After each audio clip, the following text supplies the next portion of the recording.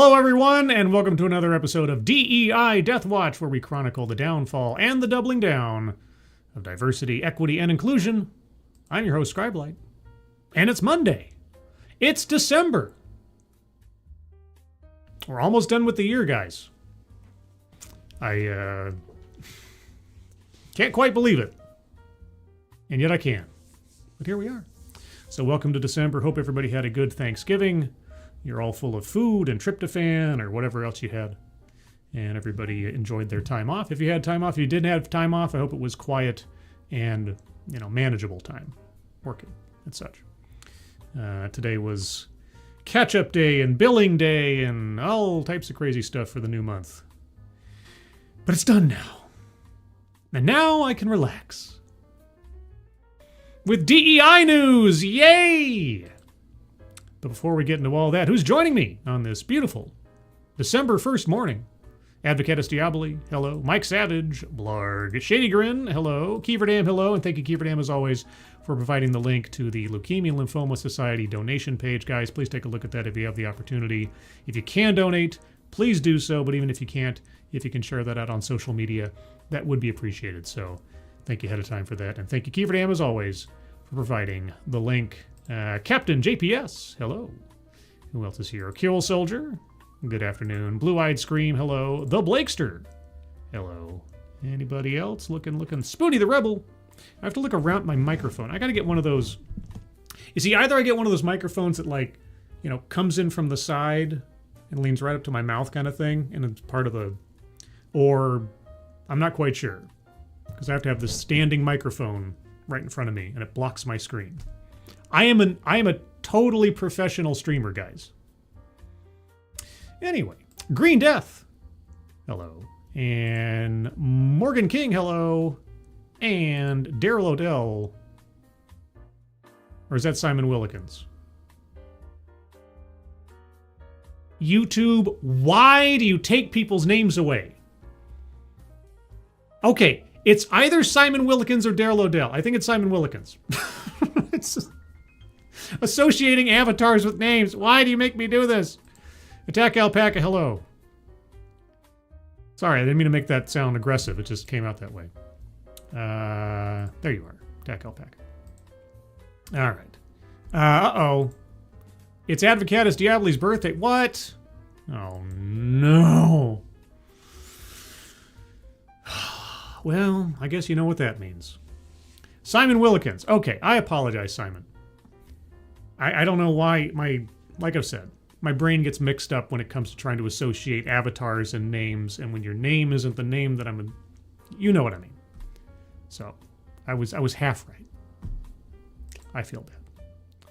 And now I'm going to feel worse. No, I'm kidding. Advocatus Diaboli, apparently it's your birthday. It happens. And consequently, this one's for you. And a 1 and a 2. Happy birthday to you. Happy birthday to you. Happy birthday, Advocatus Diaboli. Happy birthday to you. Happy birthday, Advocatus Diaboli. I do what I can to help celebrate. But yeah, so let's see. What do we got? Let's see. Let me get this up here. Oh, I got to get all my. Sorry, I forget that I have to do all the streamer stuff. There we go. Got my Chiron going. Got to get my comments up. There we go. Now I'm an official streamer. Dear Lord, this is 10 times funnier now that we can see your face, Scribe. Not my self-esteem doth rise. Thanks. But let's get into the snooze, shall we? A little bit. So, our friends at Forbes, one of the greatest journalistic cheerleaders of DEI, wants us to know The economic slump and DEI backlash are hitting black women hardest. DEI on decline, black women most affected, I guess. A cooling economy combined with an aggressive retreat from diversity and inclusion is pushing black women out of the workforce at rates not seen in decades. So DEI was specifically benefiting people on the basis of their race and gender, you say? Okay. The U.S. economy has been cooling for months, if you say so. Inflation on essential goods remains stubborn, interest rates are still high, wages have flattened, and working families across America feel the pressure. And obviously, this is all a result of cutting back on DEI. But while the slowdown affects nearly every demographic, no group, black women are not a group, they are a demographic. Anyway, no group is being hit harder or with more lasting consequence than black women. In 2024, black women reached a historic high in labor force participation, buoyed by strong demand in education, public service, healthcare, and service sector employment. And as we know, in 2024, there was no inflation. The economy was perfect. Everybody was joyful. We were full of joy. Do you remember joy? You remember how joyful we all were in 2024? Pepperidge Farm remembers. Okay. They were earning degrees at record rates. Degrees in what? I can't count how many times I've had to ask that question. It's like, oh my gosh, have you seen the number of degrees people are earning here, there, and otherwise? And I'm like, okay, degrees in what? Underwater basket weaving? Social justice? Public health? Or anything that's actually monetizable? They were earning degrees in record rates, starting small businesses faster than any other demographic, and maintaining some of the highest work participation levels among all women. And it all disappeared inside the last 10 months. How is that possible? For a moment, it seemed like progress was not only possible, but durable. That is not the case today. That was before the dark times, before the Trump. Since January, coincidentally enough, black women have been leaving the workforce at levels that economists describe as alarming and unprecedented in years. In recent years, hundreds of thousands have exited the labor market or lost employment, a trend outpacing every other demographic group. Since January, since before Trump did anything, or the economy had any opportunity to react to his election. Okay, unemployment for black women has risen steadily, higher and faster than for men, white women, or Latino workers. You said, hey, you said Latina and not Latinx. Points there. And the sectors where black women have historically been overrepresented, public education, federal and state employment, healthcare support, childcare, retail, and hospitality, that's a lot of sectors, are either cutting back, reorganizing, or freezing hiring. And that affects not just black women, does it? It affects anybody in those sectors, which is anybody. In other words, the floor has dropped out from under the very workers who have long held up the American workforce.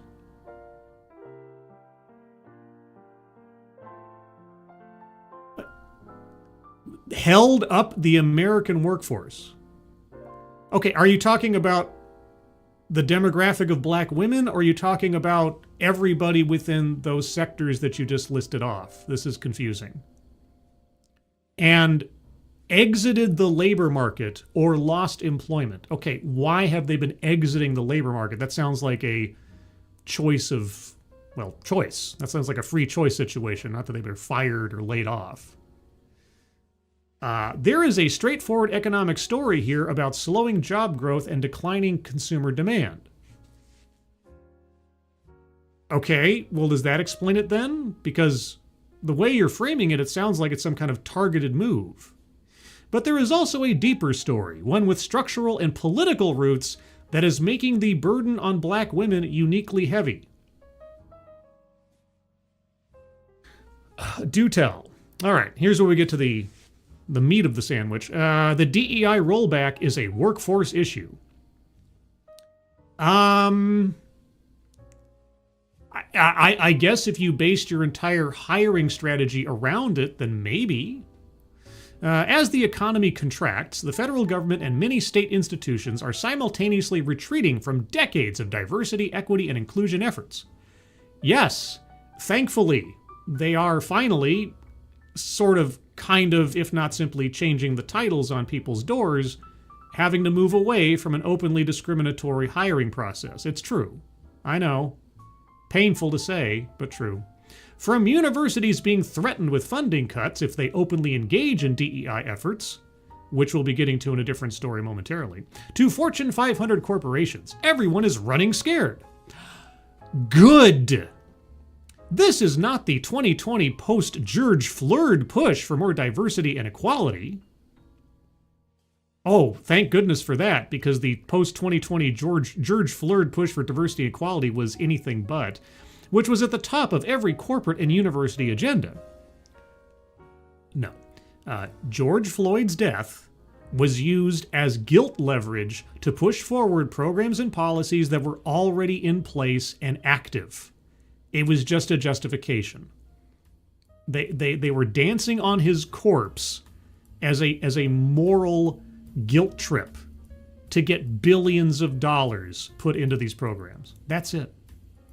George Floyd's death had absolutely nothing to do with DEI. It had absolutely nothing to do with hiring practices at Accenture or PricewaterhouseCoopers or Alaska Airlines or any of these other companies I've looked at over the years. Every time I see him brought up in relation to DEI, my eyes want to roll back into my stomach.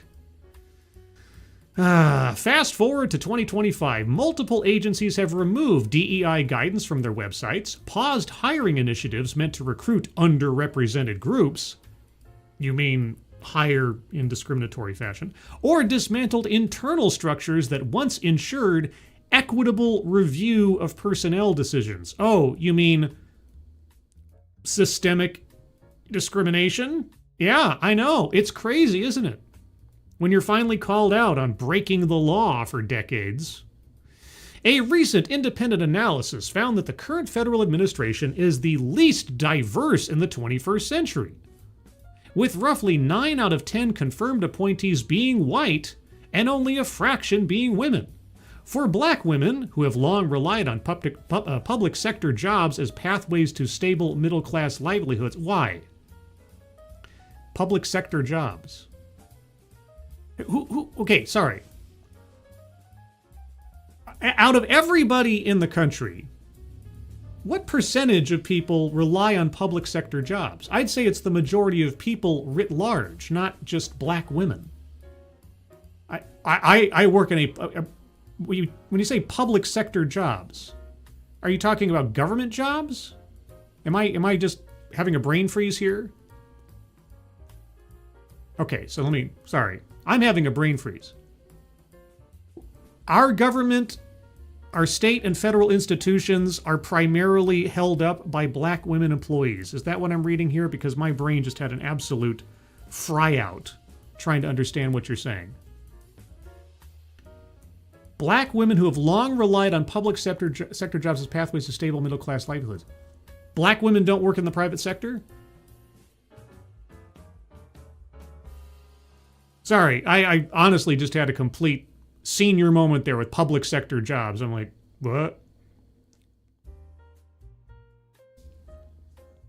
Okay, let me try this again. For black women who have long relied on public sector jobs as pathways to stable middle-class livelihoods, because you couldn't possibly find a stable middle-class livelihood through a private sector job, this shift is not abstract, it's foundational.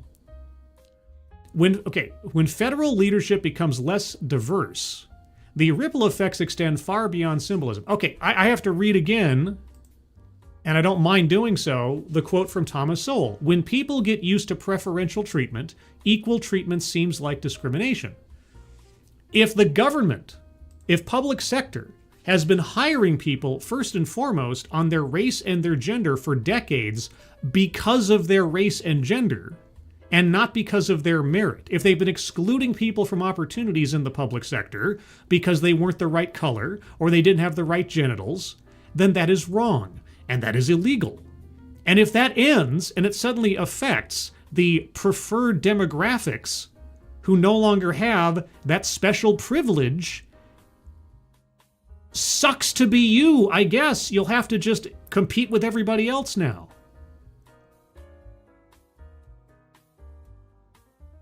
Okay. When federal leadership becomes less diverse, the ripple effects extend far beyond symbolism. Public sector hiring trends change. Enforcement of workplace discrimination rules shifts. Yeah, back to actually enforcing them. Contracting priorities get redirected. The networks that help women of color enter and advance inside government agencies thin out or disappear. Yes, should there be official, taxpayer-funded networks that specifically help people on the basis of their race and gender in this day and age? No. I don't know if you've read Title VI. Maybe you should. And in a period of economic fragility, those institutional changes amplify the instability already facing black women in the broader labor market.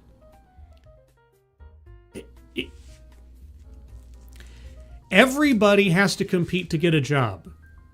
It's not about your race and your gender. It should not be about your race and your gender. They're not being targeted because of their race and their gender. They are finding out that when the system no longer gives them preferences because of their race and gender, suddenly it's not as easy. That's because you're losing unearned privileges. I've heard for years about these unearned privileges. Oh my gosh, there's too many of this kind of person at the top of this thing or in this institution. They are experiencing and they are benefiting from unearned privileges. All right, well, what happens if you take away unearned privileges? A perfect storm of economic pressures. Part of why black women are being disproportionately affected is simple. They were being given disproportionate preference prior to all this. I know, it's a crazy idea. They remain overrepresented in industries that experience early contractions during economic downturns. They're overrepresented. Why are they overrepresented? Can you think of a reason why they might be overrepresented? Maybe because there has been a push for at least the last 10 years, obviously more, to hire people specifically first and foremost on the basis of their gender and their race. Doing away with any other considerations, but just making sure that the demographic split in the workforce looks good so we don't get accused of being racists and sexists. Public service institutions tighten budgets.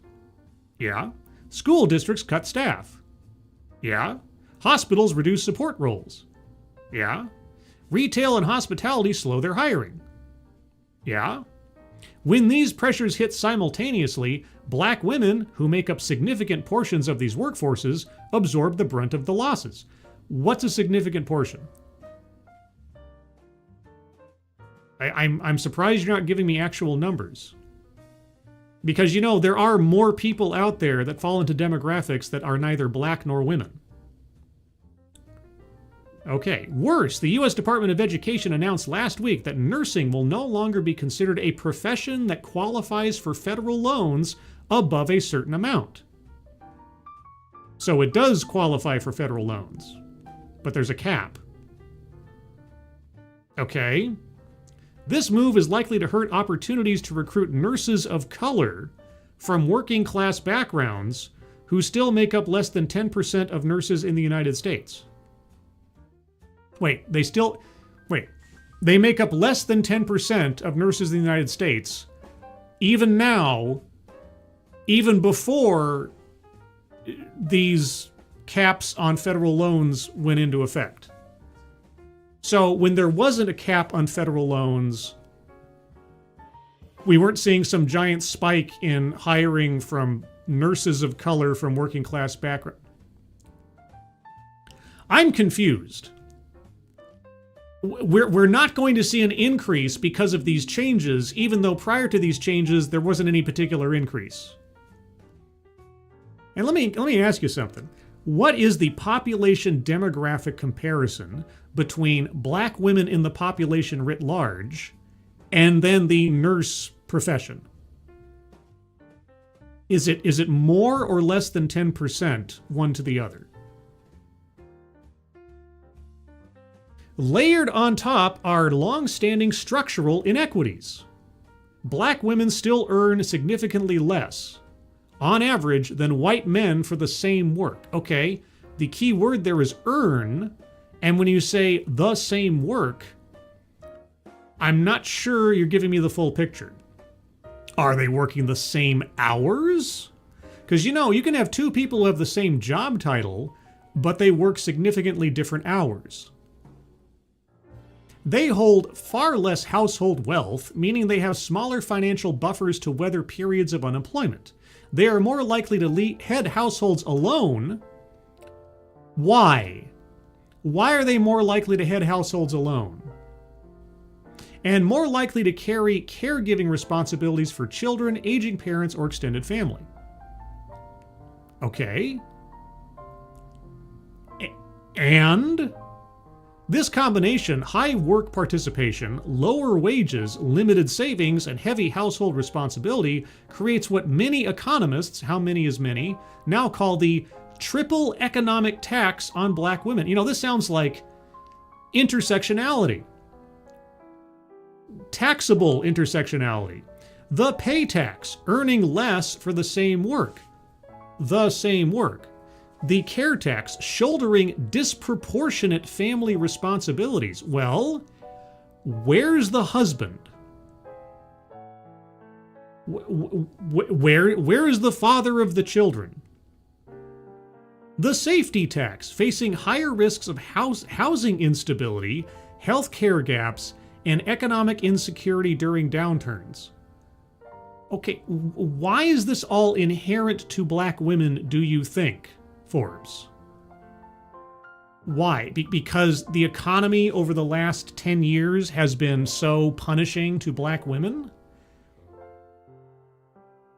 I mean, if DEI has only just come under attack, all right, and I'll confess, I'm kind of glad to see it, but if DEI has been in effect and active in one way, shape, or form for the last 20 years, and really only come to prominence in the last 10 or so, Donald Trump getting into office means that everybody who ever got a job through DEI suddenly loses their job.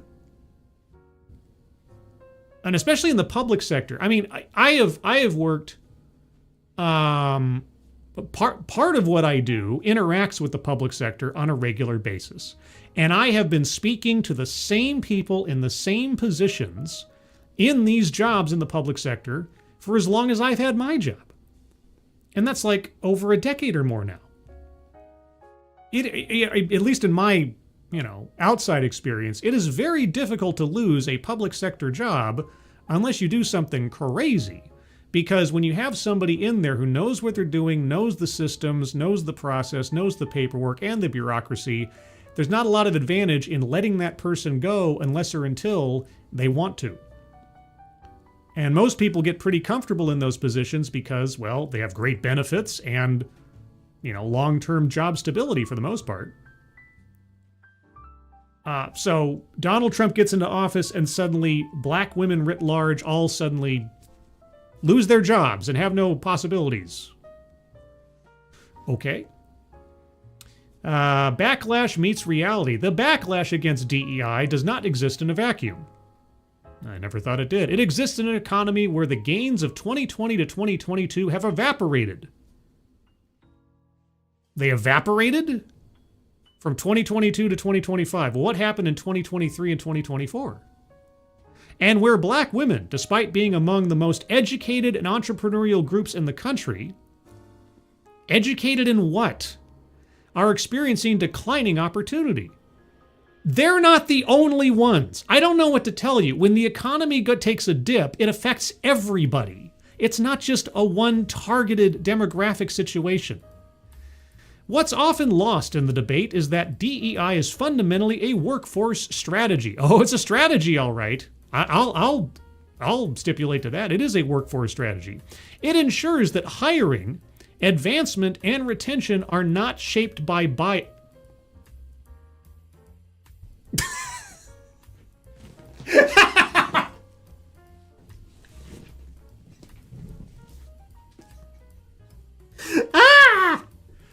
And I thought my public sector, private sector mix-up made my brain go kablooey. Let me read that again.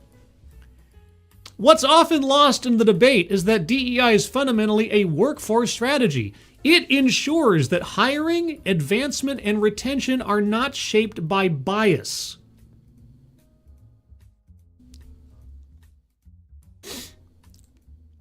Not shaped by... Guys, DEI is not shaped by bias. What? What is that? What the fuck is that? It helps place talented workers of color into leadership pipelines. Oh. Well, I appreciate the candor. I appreciate you didn't just say, oh, it enriches the talent pool with different perspectives. No, you've told the truth. It has a racial test. It is racially discriminatory. Forbes told the truth. Guys, we have to mark this. This is a red letter day. Forbes, in its wisdom, finally told the truth. It didn't try to sugarcoat the process. It didn't try to dodge what was actually going on. It said it as it is. It helps place talented workers of color into leadership pipelines. It supports equitable contracting and procurement practices. And by equitable, we mean discriminatory. It encourages inclusive work environments that reduce turnover. It strengthens the middle class. When DEI is stripped away during a downturn, the impact is multiplied. Economic contraction worsens. Mobility stalls. Entire sectors become less representative of the public they serve. Dogs and cats living together, mass hysteria. I don't know where that last part came from. And for black women already navigating an economic landscape filled with headwinds, its absence is felt immediately. Why? Ending DEI policies doesn't mean that you just fire everybody who ever benefited from it. It means you end the policies. If they've been there for 20 years doing the same job, that doesn't mean like, oh, sorry, we hired you under a DEI policy, now you're fired. That's not how that works, and that's not how any of these companies have operated. For the most part, they've retained everybody and just changed the titles on the doors. Okay, we're almost done. Why this matters for America's economic future. Black women are not a marginal demographic. Okay. They are a cornerstone of America's workforce, a stabilizing presence in volatile labor markets, and a driving force in entrepreneurship and higher education. They're not the only ones. Their economic well-being is not just a matter of equity. Well, but you sure made it sound like it up above. It is a matter of national economic health. When black women leave the workforce of their own volition, families lose income. Well, then get a job. Communities lose stability. Get a job. Small businesses lose customers. Get a job. Employers lose talent. States lose tax revenue. And the national economy loses one of its most reliable pillars of labor, productivity, and consumer spending. Okay, what are you asking to have happen? What are you asking to have? Because as far as I can tell from this article, DEI gets rolled back and black women just quit all their jobs. If I'm reading this correctly, black women have, you said, left the workforce. They've either quit their jobs or they've all been fired simply because DEI got rolled back. So, what is your solution to this, Forbes? The path forward: strengthening childcare access, protecting public sector jobs, restoring DEI infrastructure, expanding small business capital pipelines, and raising wages in caregiving and education are not nice-to-have policies. They are economic imperatives. If the economy is going to recover in a way that is broad, durable, and fair, and this is in bold text, mind you, black women must be at the center of that recovery, not its casualties. So you're demanding that the government, public sector jobs, entities, and so on, preference people for hiring and leadership roles on the basis of their race and gender. You know, that was a long, scenic route to arguing for discriminatory hiring practices that are illegal under Title VII and Title VI by extension. But that's Forbes for you. That was something else. By the way, guys, DEI is about eliminating bias in hiring. If you didn't know. Advocates Daily, they are the definition of a marginal demographic, or so I have been told. It's true. Marginalized communities. Underrepresented communities. Over and over again. Divine Petulance, well, if they're so great and successful, why does DEI exist? They're a cornerstone of the American workforce. I don't know. Simon Willikins, when some black women leave the workforce, their former coworkers cheer. All depends on your personality. Yeah, left would imply they quit. When they say left the workforce, like they just up and decided to quit. Donald Trump gets elected and it's like, oh, time to become unemployed. That didn't make any sense to me. That didn't make any sense. Blue-eyed Scream, so they're entitled to government jobs and benefits. That seems to be the argument from Forbes, is that classically they have had jobs in the public sector, and so they deserve them. We need them there to serve in the public sector because they're black women, and black women have special powers, I guess. But who will annoy me at the DMV now? Everybody else waiting in line. Don't worry, there's plenty to go around at the DMV. I don't spend a lot of time at the DMV since I don't drive, but the times that I've been there, yeah. Let's see. And Kirsten Scholl is here, over on the X Machine. Yes, guys, I am simulcasting on X. Oh, funny story. So, last year, for the first time in my YouTube, whatever, social media career, I paid for Twitter, or X, to get that blue check mark. You know why? Because it was a Black Friday sale. They did a Black Friday sale on membership. I could get premium membership. It was like $120 or something. And I thought, why not? So I got a year of X. I'd forgotten about my subscription.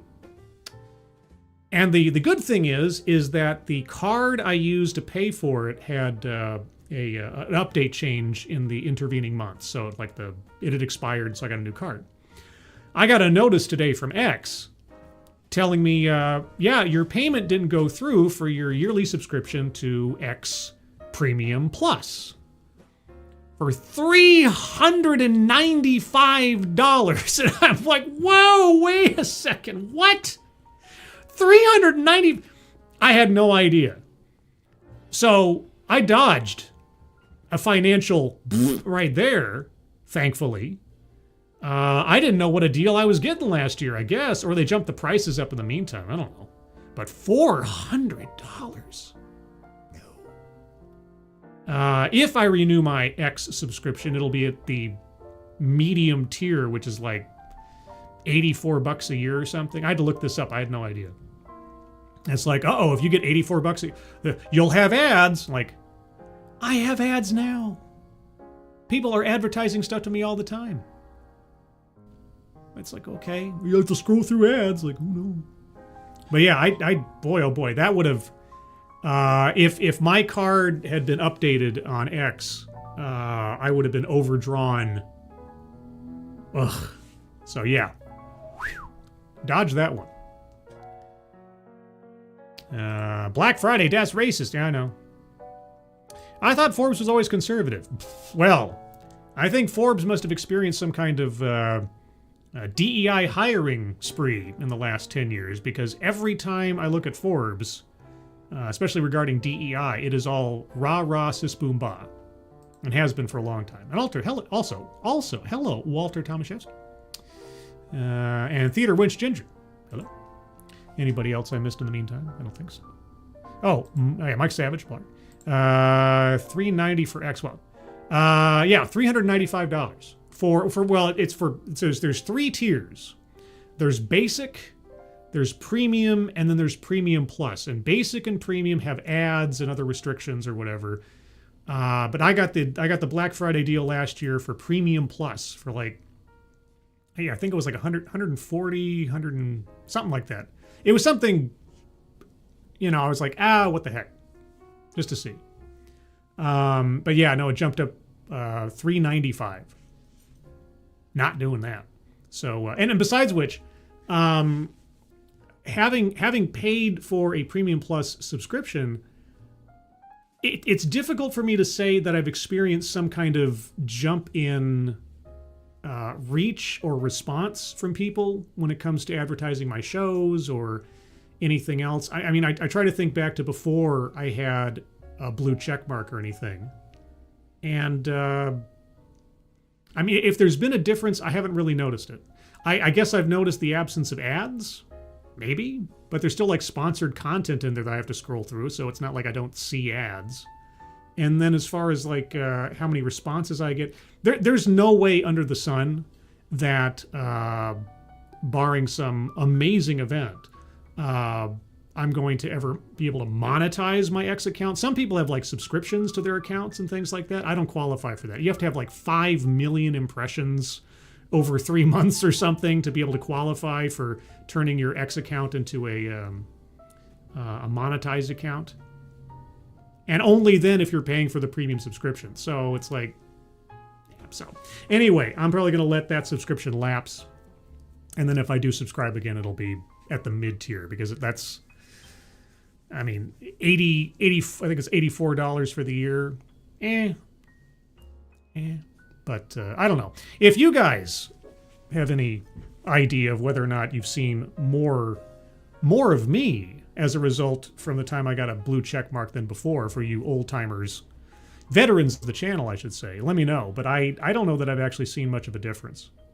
The one thing I do appreciate, though, is being able to type messages that are longer than 140 or 80 characters or whatever. That's the one thing. And the edit button.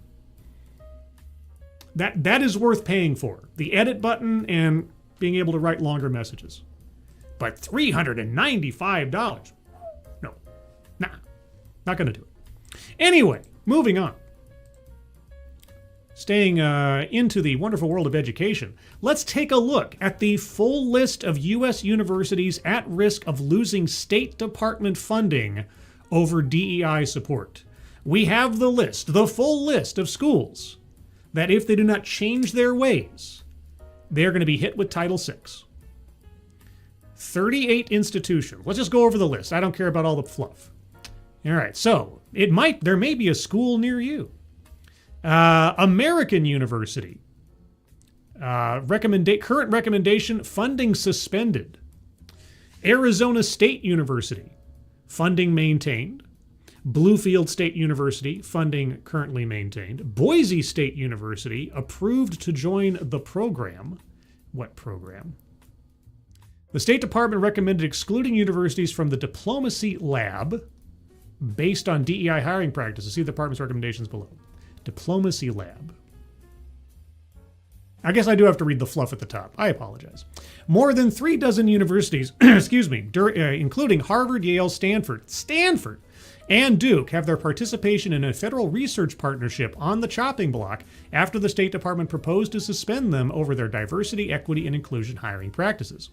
Last week, I thought it was all federal funding. It's just this one specialty department thing. I am the disappoint. Last week, The Guardian obtained an internal memo and spreadsheet showing that the State Department is moving to exclude 38 institutions from the Diplomacy Lab program, which pairs university researchers with State Department policy offices on foreign policy projects. That sounds very niche. The suspensions would take effect on January 1st, and because the list is not finalized, the schools have not yet been informed. The suspensions would reshape the academic partnership network, with 38 institutions removed and 10 new schools approved to join. That doesn't sound nearly as dramatic as I had hoped it would. One little program. How much money are we talking about? Anyway, Bluefield State University, Boise State University, Brigham Young University, California State University at Fullerton has been suspended, College of William and Mary suspended, Colorado College suspended, Colorado School of Mines suspended. Not mimes, so not this, but mines. And Columbia University funding maintained. The targeted schools include elite universities such as Stanford University, Yale University, Johns Hopkins University, Duke University, and the University of Southern California, as well as American University, George Washington University, Syracuse University, and several University of California campuses. Universities recommended to remain include Columbia, MIT, University of Michigan, which I've got a story on in a moment, the University of Pennsylvania, the University of Virginia, and the University of Texas at Austin. Several of these moved to comply with the administration's anti-DEI demand earlier this year. Columbia agreed in July to pay more than $200 million to the federal government and pledged not to use race, color, sex, or national origin in hiring decisions. Oh, you pledged not to? Despite, Title VII. While the University of Virginia's president resigned in June after the Justice Department demanded he step down over the school's diversity practices. I've always been a little off on the whole, Columbia paying the U.S. government $200 million. How much federal money do we give Columbia University on a regular basis in grants and financial benefits to begin with? I mean, them paying back $200 million that we're never invariably going to give back to them through grants just seems silly. Just as an aside, here's my recommendation, and has been since the beginning. If a college or a university has been participating in diversity, equity, and inclusion programs, either in their admissions or their hiring, you cut off the federal funding entirely. I don't care what it is. I don't care if it's for one program or all of it. And you put them on probation for a minimum of 2 years. And in those 2 years, they have to prove, they have to show that they are in compliance with federal law. And they will be monitored, and they'll be audited. And if after those 2 years, they have complied with federal law and changed their policies and programs and procedures, and shown that they are on a path to make sure they never do this again, then they can reapply for their federal funding. But this sort of promise you won't do it again, no. As far as I'm concerned, these colleges and universities have gotten away with civil rights equivalent of murder for decades now, and they need to be brought to heel. And an example needs to be set for them and everybody else that might try to dabble in this stuff. So cutting off federal funding completely, and then holding them to account. That's what should be done. It's not being done, and I'm upset about that. There's still time left in the Trump administration to make such a move, but most of what they're going to get done is going to happen in the first year, and this first year is almost done. That's my commentary. Peter Trumbore, chair of the Political Science Department and Diplomacy Lab campus coordinator at Oakland University, which would have its funding suspended, said they have received no notification of a change. Quote, "We received no funding from the State Department for the projects that we do as Diplomacy Lab participants," he said. "Our students have had invaluable experiences conducting research on behalf of state and working with the State Department stakeholders in producing and presenting their work." Well, you don't receive any funding, but, consequently, you receive time and effort from State Department officials, right? And that's taxpayer money. So it's not as dramatic as, cutting off a check or something, but... The University of Southern California said in a statement, quote, "The university complies with all applicable federal non-discrimination laws." The University of Southern California, you say? I'm sure I've never done a story about the University of Southern California extolling the virtues of DEI, diversity, etc. No. And does not engage in any unlawful DEI hiring practices. We are proud of our long-standing partnerships with the federal government, unquote. The university said it, quote, appreciated travel funding provided by the program for 2 students in 2017.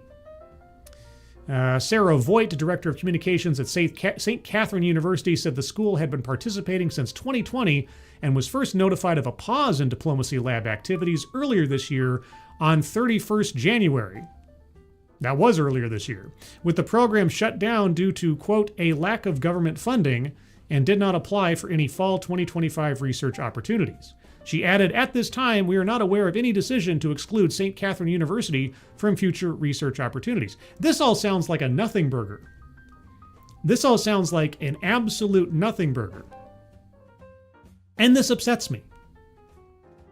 Because I don't want colleges and universities that have been violating people's civil rights for years to enjoy the punishment of a nothing burger. The headline really threw me for a loop. Losing State Department funding. I guess State Department funding is very specific, but funding doesn't sound like it's much of anything.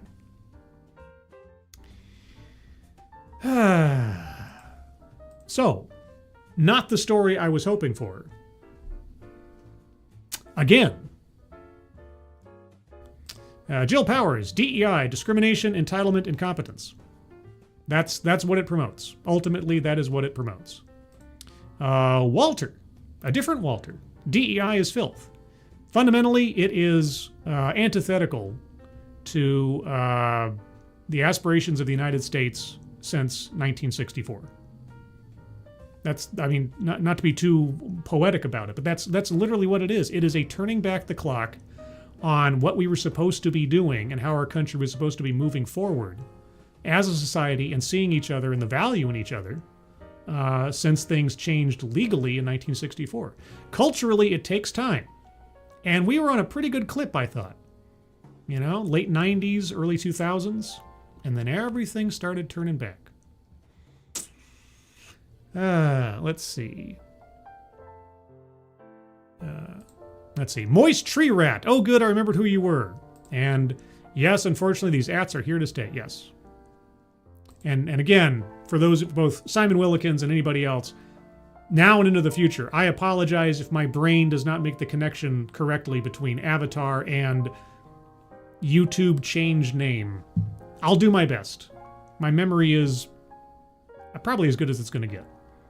And if I move my hands, my camera loses focus. I need to find like some kind of like set setting or like, come on, camera.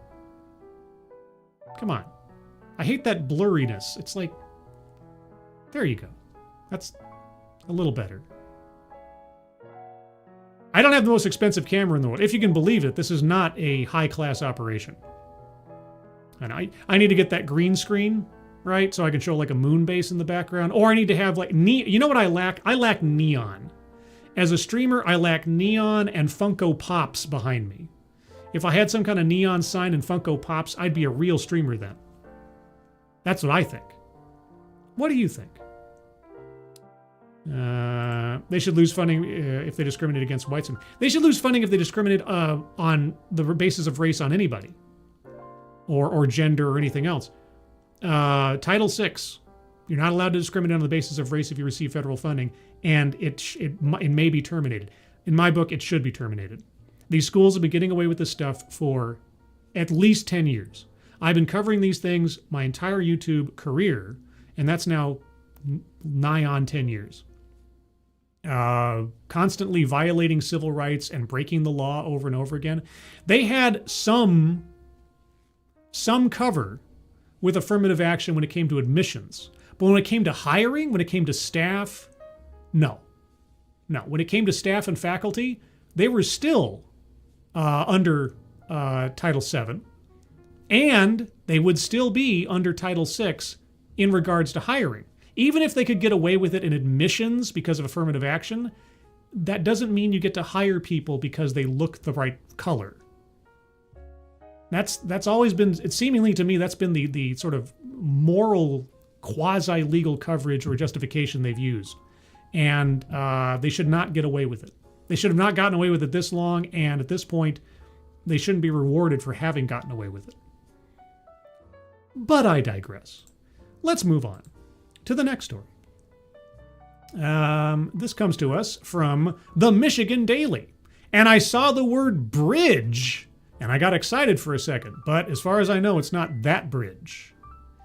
But let's see. CSG Bridge meeting urges student organizations to voice their concerns. And this is under the heading from the Michigan Daily, Michigan in Color. Ooh. The University of Michigan's Central Student Government convened Tuesday evening at the Ford School of Public Policy to hold a bridge program, maybe it is bridge, meeting to provide a space for student organizations who feel their voices are not heard. The Bridge Program meeting allowed students to engage directly with CSG leaders to discuss challenges that affect their organizations, such as funding and room reservations, voice their concerns like campus policy and inclusion, and strengthen connections across campus. Public Policy Junior Margaret Peterman, CSG Director of External Affairs, opened the meeting by emphasizing that the initiative was created in August to give students meaningful input in the decision-making process at both the university and student government levels. She urged students to provide constructive criticism.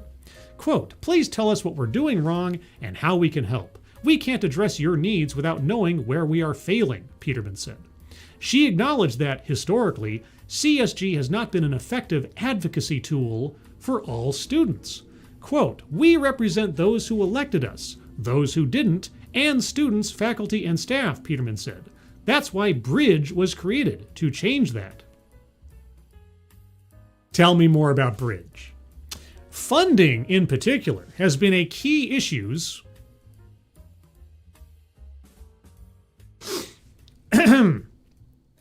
Funding, in particular, has been a key issues.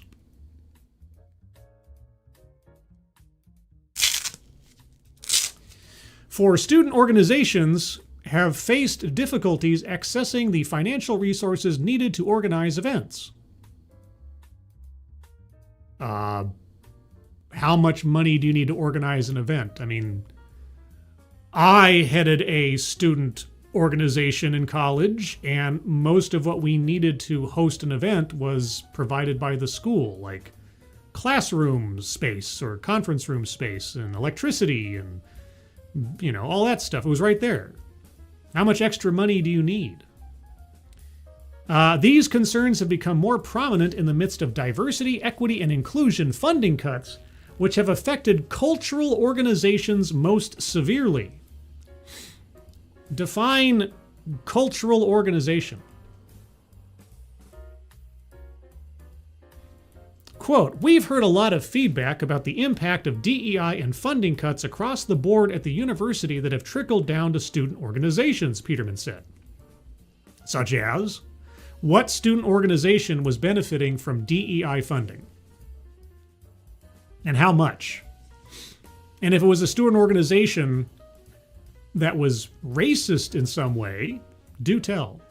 Quote, "As DEI cuts have led to cultural student organizations seeing a loss in their funding, ensuring organizations continue to have funding necessary to hold events and programs regardless of these cuts is a key effort of our administration," unquote. What kind of give me a list. What organizations had their funding cut, or by extension?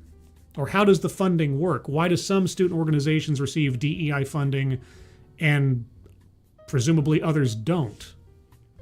Several organizations, including Bond Consulting Group. Bond Consulting Group? That sounds like a private business. Chinese Students and Scholars Association, Resident Halls Association, and the Arab Student Association expressed frustration with recent difficulties in booking room reservations, particularly in the North Quad Residence Hall and Trotter Multicultural Center. Why have they had difficulties? Other CSG members explained that North Quad's room reservations are now managed by LSA, which has implemented stricter policies, including higher fees and stricter food rules. CSG representatives assured students that alternative buildings for room reservations were available, and they are actively seeking to address these challenges in collaboration with the university administration. There's some details here that are missing. How much money are we talking about? What are they charging? Why do these organizations specifically benefit from DEI funds that they're no longer receiving? I mean, was the school allotting money to certain student organizations based primarily on the organization being focused on race or gender? Because if that was the case, then yeah, that might be a problem. When I was doing student organization work, if you were in a affirmed student organization, you each got an allotted set of resources. There was no discrimination in what you received. You received a certain allotment of radio time to advertise your organization. You got a very, very small, and I mean small, stipend from the school itself for any kind of, extraneous things. And you got access to, classrooms or lecture halls. Some places had to be reserved ahead of time because they were special, but some were just, show up, and that was it. There wasn't, as far as I know, there wasn't any preferential treatment to a particular organization simply on the basis of showing up. Everybody got the same. It was very, very egalitarian. So I'm not sure what they're talking about. I'd love to know, but journalism. Peterman discussed how CSG has worked to make services more accessible to students. Well, who else would they be accessible to in the first place since it's all student run? Including free access to wellness products like Narcan and Plan B one-step pills. What? What? Whoa! What? Whoa! Whoa! Whoa! What?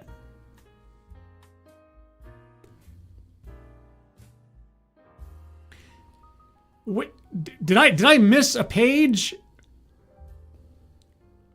Okay, hold on. We were talking about the Chinese Students and Scholars Association, Resident Halls Association, and the Arab Student Association, and now we're talking about free access to Narcan and Plan B pills. What kind of events are you holding?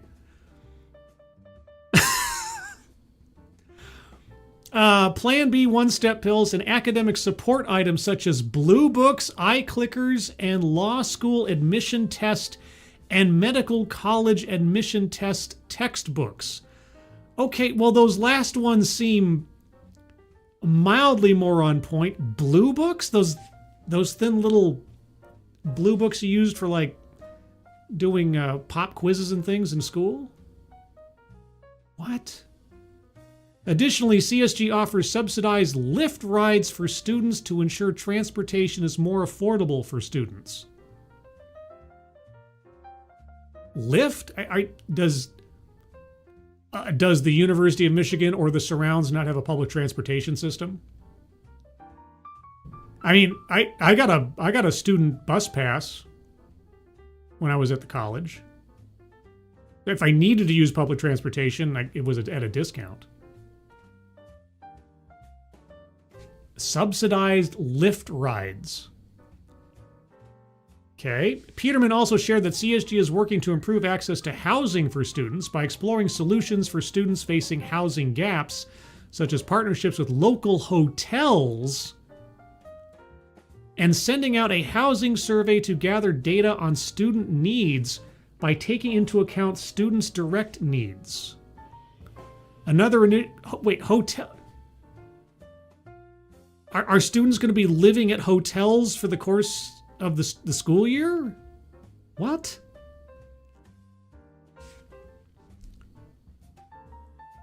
Wait a sec. Ape Huncho video. Do you watch Ape Huncho? Yeah, for as many times as Ape Huncho has posted a video, he's had this video taken down by YouTube. Because Ape Huncho's put up some at times, at least, and certainly by title, some pretty spicy stuff. But yeah, I'd like to interview A Puncho for my true crime series. I may have another, just as a side note, I may have another true crime interview in the next week or two if things work out, and I put out feelers. You know what I mean? To some other people, see if I can get some things lined up. I should try to. I think I did contact A Puncho once, or tried to. The thing about true crime content creators, they're a very elusive lot at times, sometimes very private. So, okay. Another initiative currently in the works is the Grocery Bus Program, designed to address food insecurity on campus, particularly in the Ann Arbor food desert, by providing students with fresh, free groceries. Who's paying for all this? In addition to these resources, CSG is actively collaborating with groups like the Sexual Misconduct and Survivor Commission to raise awareness about domestic violence and improve medical amnesty knowledge. Medical amnesty? What? Additionally, working with disability advocates to make the Maisie pages more accessible to students with disabilities. Or the Maze pages? This must be all local lore stuff. But CSG is trying to be everything to everyone all at once.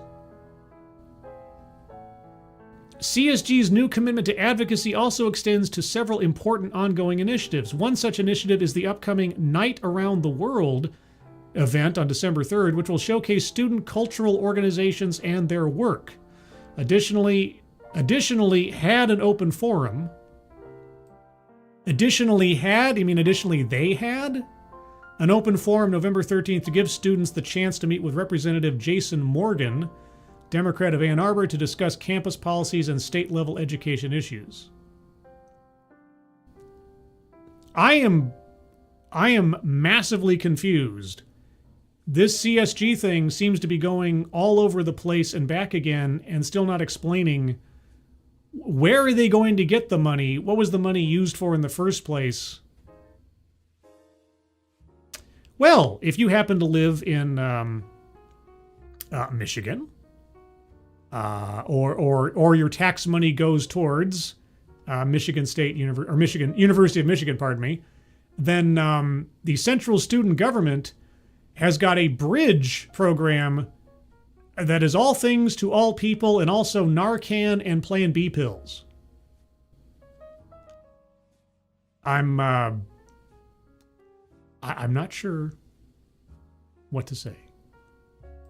I watch too much body cam footage altogether. It is all over the place. It is, body cam channels, or channels that take other people's body cam footage and just repurpose it without attribution. Those are the ones I don't like. If you're going to use footage, if somebody posts interrogation or body cam footage effectively as a public service and puts it up just for use by others, always give attribution, always give a link. Don't blur out their watermark. Don't do that kind of stuff. That's just content theft in my book. If you're going to use something, you attribute it. If you don't have the access or the ability to gain, body cam footage or do FOIA requests and so on, and you're going to use somebody else's footage, which is effectively, public information, but they paid for it, at the very least, give them attribution. If not, go the extra mile and ask for permission first. I hate channels that don't, you know them when you see them. When you see these blurred out blocks on the bottom of the screen or other things, suspiciously blurred out just blocks of something. Somebody's taking footage from someone else that either paid for it or acquired it themselves and put their watermark up. And when I see that, it's not a channel I go back to. Or if it's possible, I try to determine who they took the footage from and then alert that channel on the off chance they can make a claim. That stuff ticks me off. Done that a few times. Narcan and Plan B, I have had a few of those weekends. Apparently it's a commonplace in Michigan that the student government has to find it for you. Man. Anyway, we got one more story. Sorry, I keep wandering off here into different topics. All right, guys. I don't go away video. Stop video playing. Nina Stachtenfeld. Whoever that is. So DEI doesn't work. What would be better? Egalitarianism. Adhering to the laws passed in 1964, Title VI and Title VII. That would be better. So, yeah, roll credits. Stop with the videos. It's no secret that diversity, equity, and inclusion programs are under attack in our country. Under attack. They make it sound like DEI is a victim of something, when DEI is the villain. They have been blamed for undermining free speech. Yes. They can. Meritocracy. Yes. They inherently undermine meritocracy. And America itself. Yes. The University of Virginia is the latest to settle with the government and walk away from its DEI initiatives rather than defend its programs or find a new solution. Solution to what? Describe the problem. What is the problem that you think DEI is solving? And then let's work forward from there. Those who decry DEI, that's me, say they do so in the name of meritocracy.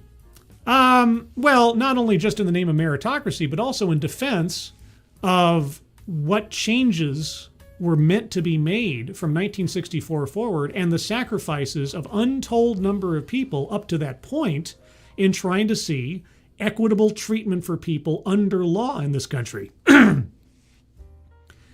to try to honor, at the very least, the sentiments of Dr. Martin Luther King Jr., right? When we're supposed to be assessing people on the content of their character, not the color of their skin. And all the other such sentiments you can extract from that statement. So, yes, DEI is a refutation of the Civil Rights Act of 1964. To put it as simply as I can, practicing DEI is a violation of the law and a refutation of those laws passed in 1964. They argue that those who benefit from DEI programs do so at the expense of other, more qualified individuals, and that these programs are weakening professions such as our military, science, education, and healthcare. Yes, yes, yes, yes, yes, and yes. But these arguments have it exactly backwards.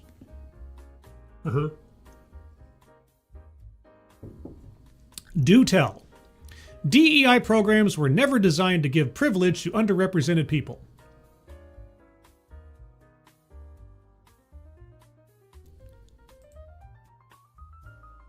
What? What is that? What the fuck is that?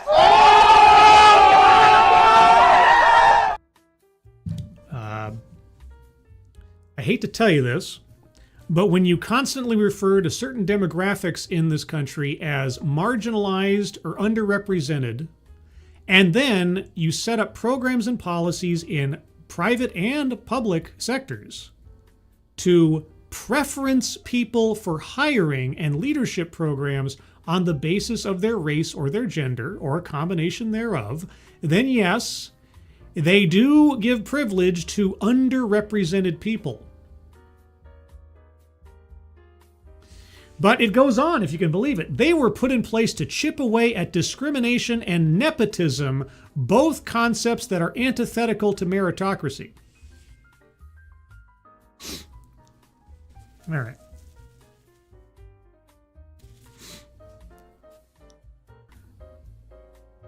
This person has absolutely no idea what she's talking about, or she is outright being deceptive. I mean, she could be fooling herself, I suppose. So under normal circumstances, if I was reading this casually, I'd stop here. But let's continue, because this is apparently a modern take on the DEI problem. The idea that we had a merit-based system before DEI is a fantasy. Okay, lady, I don't know what to tell you. A locked door only keeps out an honest man. You're not going to solve the problem of discrimination by discriminating in the ways that you prefer, because you think that the demographic split in the workforce doesn't look the way you want it to look. And a true meritocracy is like trying to achieve perfection. You'll never actually get there because people are people, so why should it be? That's why we have laws. Laws are an admission of the fragility of the human conscience. If you see someone breaking the law, tell somebody. A true meritocracy is devoid of racism, sexism, and ageism. I agree, which DEI does not solve for. What does DEI value? We just heard it admitted by Forbes in a previous article that DEI was there to particularly give opportunities to talent of color. It does. I can't believe even though I'm not the one saying these things out loud is so ridiculous. It, i.e. DEI, doesn't exclude based on ethnicity, religion, sexual orientation, sexual identity, or other biases. No. Oh, wait, you're talking about meritocracy. Oh, an actual merit? Okay, so pardon me. That was my bad. I was reading out of context. A true meritocracy doesn't exclude on ethnicity, religion, sexual orientation, sexual identity, or other biases. It's true. If we were in a truly pure meritocracy, that would be the case. What do our laws say? In a true meritocracy, no one would have an advantage simply because of the socioeconomic station into which they were born. You're right. In a true meritocracy, no one would be given job preference because of their race, or their gender, or their orientation, nor would they be excluded from opportunities from employment or leadership on the basis of their race, or their gender, or their orientation. So what does DEI do again? Yet we do not all start on a level playing field. Okay, lady, I don't know what to tell you. A true meritocracy is unachievable. The most we can do is set as many legal boundaries and barriers and consequences for outright cheating people out of a fair shake. And those laws only work when they are enforced. And one of the problems is that DEI has been allowed to proliferate for decades now because those laws have not been effectively enforced. There has been no negative consequence to discriminating on the basis of race or gender in jobs for the last 10 years or more.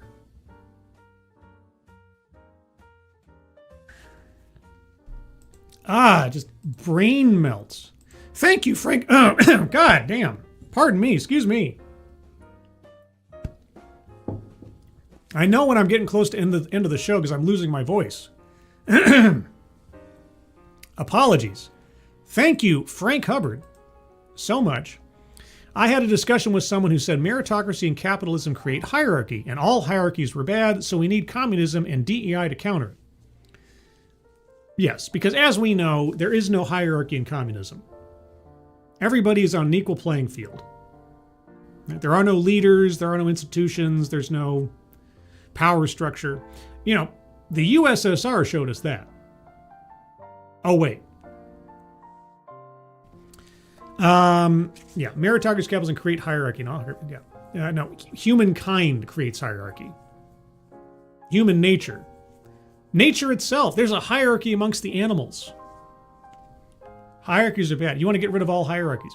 One of my favorite, or I should say, well, I don't want to say best remembered TEDx's, was one where you had these two ladies and they were talking about, and it was It was Agents of Change. That's what I called it, Agents of Change. I had to find the correct font for Agents of S.H.I.E.L.D. to make the thumbnail. And they talked about how they were involved in a group for, I think it was like 3 years, where it was a group of all women, and they were fighting back against the patriarchy because they weren't going to have any hierarchies. They were going to do all this stuff and get all this stuff done, but there was going to be no hierarchy. And these 2 women who started this group, they spent the entire TEDx talk complaining about the fact that they could never get anything done. and nothing ever got done. It was always just sitting around kibitzing about different things, but never getting anything done because no one was in charge of setting an agenda or a direction or telling anybody else what to do. It's amazing what happens. 2 words, Animal Farm, yes. Yes, Animal Farm. Yeah, no hierarchies. Everybody's equal. You know, all animals are equal except some animals are more equal than others. Yet we do not start on a level playing field. Consider the systemic and structural racial and ethnic discrimination built into our system. Okay, well, consider the systemic, structural, racial, and ethnic discrimination built into DEI. Consider low funding levels for non-white schools. Okay, consider low opportunities for white applicants in jobs and leadership. Consider repeated instances of environmental racism and poor access to health care for minorities, which result in high rates of both acute and chronic illnesses, increased school absences for children, and greater morbidity and mortality rates in adults. Okay, how was DEI solving for that? Because here's the thing that everybody seems to just not be paying attention to. DEI, or diversity programs writ large, have been active and without any meaningful hindrance for at least 15 years, if not 20 or so, or more. I'm not a particular historian beyond my own personal experience from about 2015 forward. So, with well-funded and popularized and commonplace DEI and diversity programs for at least 15 years, why hasn't the tide been turned to this point? If DEI has only really come under attack in the last year, then why haven't all of these things improved over that time? According to a 2024 White House report, Racial Discrimination in Contemporary America, Racial Discrimination that's the name of the report, Racial Discrimination in Contemporary America. Racial discrimination accounts for the loss of trillions of dollars in the U.S. I agree, and DEI has contributed to that. When kids go to poorly funded schools, they can't access the stepping stones to success. What does DEI have to do with that? Such as basic health care, college training programs, after-school activities, and standardized test training. What does DEI have to do with school funding? Then there's persistent sex discrimination. Yeah, you want to tell me about the gender discrimination in DEI practices and policies? A recent study found that in all but one age group, men continue to earn 15% more than women. Oh, you know why that is? Women choose to raise their families. Yeah, I know it. It's a shocking thing. You want to say that the reason for that is sexism. I want to say the reason for that is personal choice. Yeah, why do men earn 15% more? Why are women working less as compared to men? And why has that always been the case? A recent study found this. I bet you nearly every study that could have been done in the last 100 years found something similar. The gap has continued even as more educated and experienced women enter the workforce and attain the managerial and higher paying jobs that had been reserved for men. Why? Why is that? This is the God of the gaps theory of statistical analysis. Ooh, there's a difference, therefore sexism. Ooh, there's a difference, therefore racism. A disparity does not inherently indicate an inequity. You have to prove it. So tell me, how much of this is sexism versus women decide to go raise their families? Or women take part-time jobs rather than full-time jobs in order to tend to their families? Women also report being treated differently by employers, and sexual harassment remains an issue for more women than men, both in public spaces and within the workplace. I hate to tell you something. You're never going to eliminate sexual harassment. You're never going to eliminate murder. You're never going to eliminate theft. We have these laws in place for a reason, because they are the acknowledgments of human failings and human evils. If these things did not happen, we wouldn't need laws against them. So yes, sexual harassment against men and women, maybe especially women, is going to keep happening. All you can do is punish it and try to disincentivize people from doing it.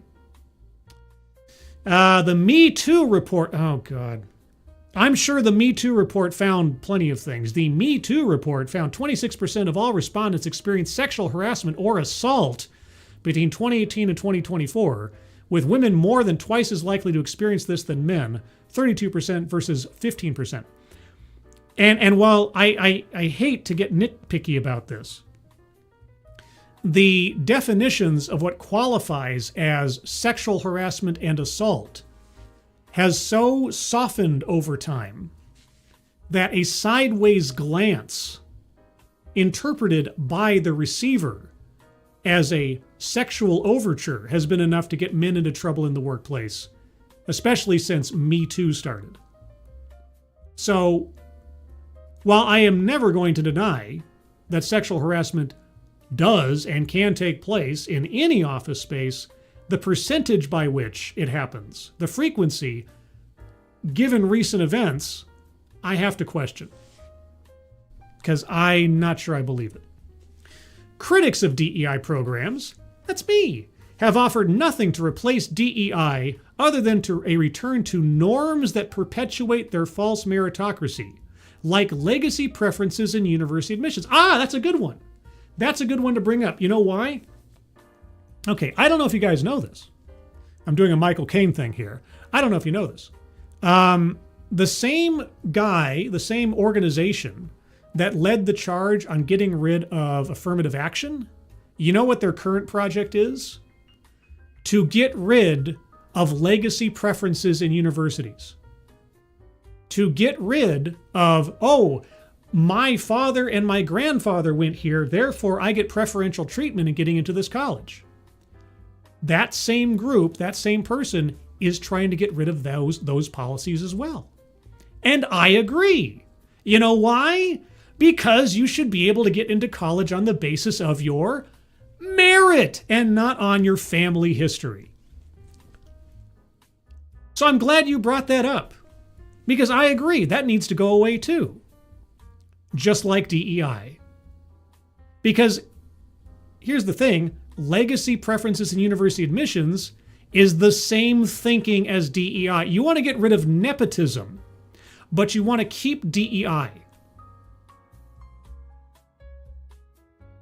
A return to norms that perpetuate their false meritocracy. Hey, no, I'm all on board with getting rid of legacy preferences in university admissions. I'm 100%. Absolutely sincere, no satire whatsoever. Get rid of them. I never liked that, my family has been contributing to this college for 20 years. I'm going to get into a great spot. No. Either you pass the same test as everybody else, either your scholastic abilities equate to those that would otherwise be admitted, or you don't get in. Doesn't matter who your father was, or whether your parents' alma mater was this college. So what? The Institute of Higher Education reported that 42% of private four-year colleges considered legacy in their admissions process in 2022. Okay, you're pushing in an open door. I don't need to be convinced to get rid of legacy admissions. Let's see. Nepotism has a similar anti-meritocracy effect in our other institutions. Okay, what's the difference between nepotism and giving somebody a job because they're the right color? What is the mechanical difference between giving somebody a job because they're somebody's cousin or giving somebody a job because they're the right color? What does someone's bloodline heritage have to do with their merit? Nothing. Just like their color. So if you're going to rail against nepotism, you really need to rethink why you're cheering on DEI. DEI programs were introduced to counter biases such as legacy and nepotism. Okay. Here's something. There is a symbol in symbolic logic. It is a 3-barred equal sign. Okay, you know how an equal sign has 2 bars? This symbol in symbolic logic has 3 bars. And this is what it means. If you have a value A on one side and you have a value B on the other side, you can say that these are 2 different things. And yet, they are so similar as to be indistinguishable from one another. Right? So if I say DEI, which is a program and a policy structure that favors people on the basis of elements that say nothing about their merit or their abilities, such as race, gender, and orientation. And then you have nepotism on the other side, which says, oh, we give people advantages on the basis of their bloodline relationship rather than anything that has to do with their characteristics or their abilities or their merit. These are 2 different things, DEI and nepotism, and yet they function exactly the same. So when you rail against giving people preferential treatment for non-determinative elements of their makeup, you should be arguing against DEI as well. But you're just unaware, blissfully unaware. The goal was to level the playing field, expand access to opportunity for a broader range of students, and identify and develop the most talented individuals. Yes, after first putting them through a racial filter. After first excluding people from these opportunities because they didn't fit the right color scheme. That's preferential treatment. That is effectively nepotism. It's nepotism of a different kind. It's not that you're the cousin or relation of someone else. It's that your blood has the correct melanin count.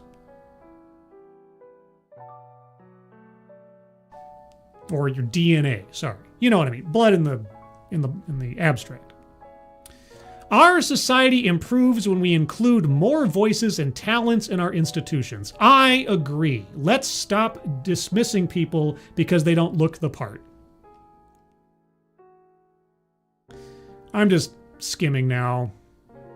Studies show that DEI opponents object to perceived threats to the status quo. No, I object to demonstrable threats to our society and our laws and our civil rights. That's what I object to.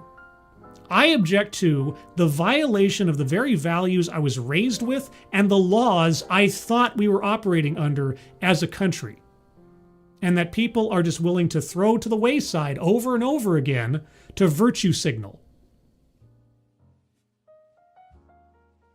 Rather than truly attempt to problem solve, diminish discrimination, and allow institutions to draw on the broadest pool of talent available, the absence of DEI does not restrict you from drawing upon the broadest talent pool you can.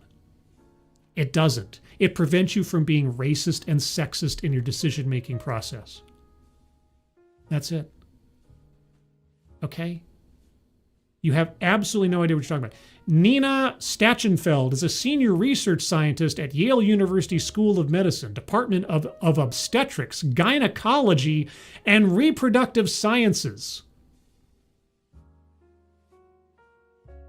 Obviously, an active participant in diversity, equity, and inclusion programs. Dr. Stachenfeld is also a Public Voices Fellow of the Op-Ed Project in partnership with Yale University. She wrote this column for The Fulcrum, a non-profit, nonpartisan news platform covering efforts to fix our governing systems. I don't know that you can have a fix our governing systems setup without being partisan in some way, but okay. Yeah, our author here has absolutely no idea or is being willfully ignorant of what DEI does. It would help. I think it would assist our author if she would take a look at some of my content over the last 10 years. Some of the companies and the organizations I've looked at and how they measure success. By what metrics does DEI tell that they're being successful? That's the question I would pose to our author. As well, describe for me a non-diverse candidate for a job. And tell me, in trying to answer those questions, if you don't come away with the idea that, golly gee, maybe DEI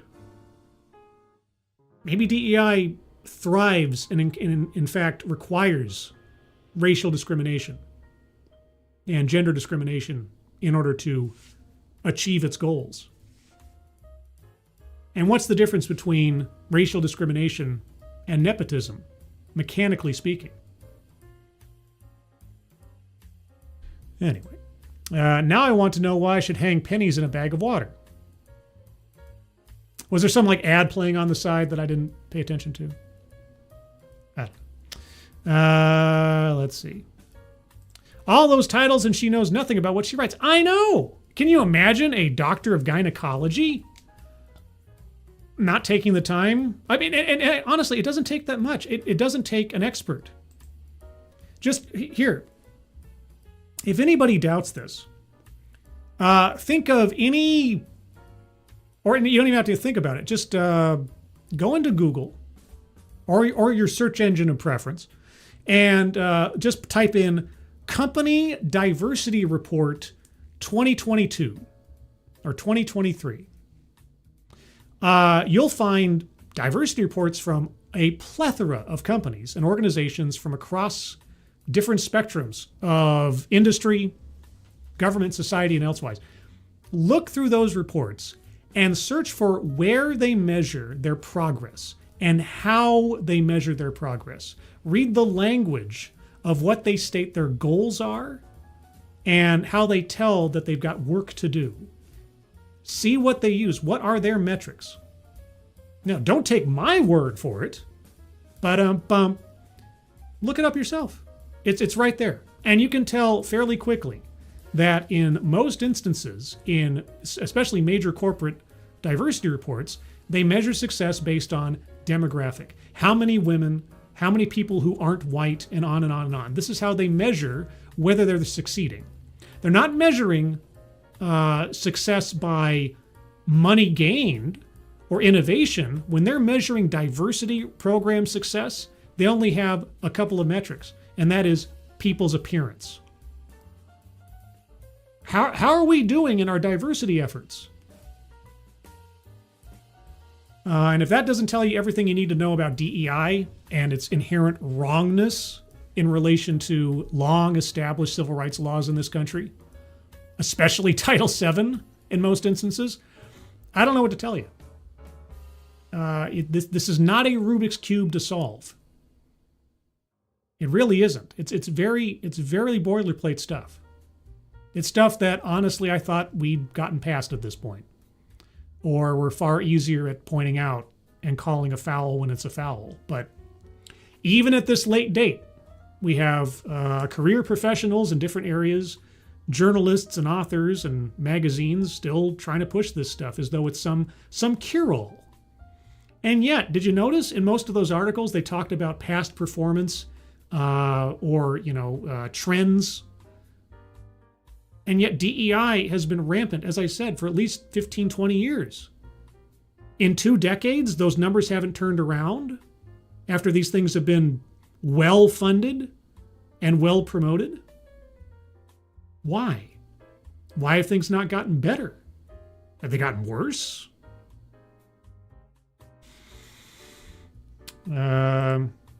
Walter AE 30p. My company got rid of DEI. Now it's just the HR department, which is all women. I mean, there's only so much you can do, right? I mean,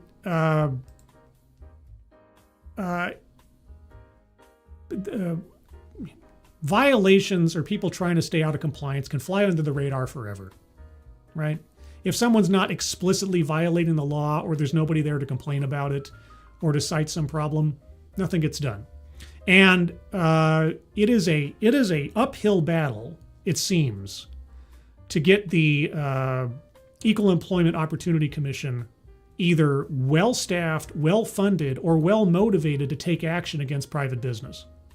It is a rare day where I read a story that the EEOC did anything significant except some kind of slap on the wrist fine that amounts to a rounding error in most companies' balance sheets. And some of the restrictions they had on being able to file a employment dispute under Title VII was only recently struck down by the Supreme Court. There was a higher threshold for a white employee to file a complaint of employment discrimination. Uh-oh, my camera just blinked. Did my camera just blink out? Okay. My camera just blinked out on my screen, so I don't know. Oh boy. Is it still roboting? Was it brief? Am I good now? Man, I thought things were getting so well. Okay, things are starting to be fixed. I hate when this happens. But it's a good timing thing because I'm pretty much done with the show as it is. And I was rambling anyway. You know what I'm talking about. And so rather than risk any further technical issues with whatever's going on, let's wrap things up. Okay, a couple programming notes. First and foremost, Thursday at 6 p.m. Pacific, 9 p.m. Eastern will be the next episode of TED Excellence. We'll look at another off-brand TED Talk. As I said, I am in the process of maybe scheduling the next Living on Borrowed Crime interview, maybe within the next week or two. It's all, it's a rough time of year for scheduling because of holidays and things.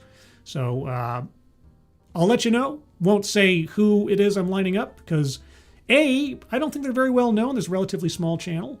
And B, I don't want to, write checks I can't cash, so to speak. And I'm still reaching out to other content creators to see if I can get some more interviews in the future. And also looking for ideas on panel discussion topics that I might be able to bring in people on. So we'll see how that works out. Elsewise, that's a show, guys. Let me shut down all of my streamer stuff here. Let's see. Oh yeah, see y'all on the AAA on Snooze. Yes, go check out this. Is it back? It's back on Sinatra Says, right? He's moved away from Silent Sin. Yeah, so go look up Sinatra Says for the AAA stream, the Alcohol and Ammunition show, where he and Drunken Uncle and Polydub will be giving you the news of the day, amongst other things. So go check that out on Sinatra_Says. Everyone, thank you so much for joining me. Moderators, thank you for keeping an eye on things, even though everyone here is so well behaved. You have very, very little to do. Everybody who donated either to myself or to the donation link at the top of the chat box to the Leukemia and Lymphoma Society. Guys, thank you so much for your generosity. Very much appreciate it. Otherwise, everyone, hope you have a good rest of your Monday. I hope your Thanksgiving was well. I hope you're all safe and well. If you're not well, please get well soon. And I'll see you on the next one. Take care.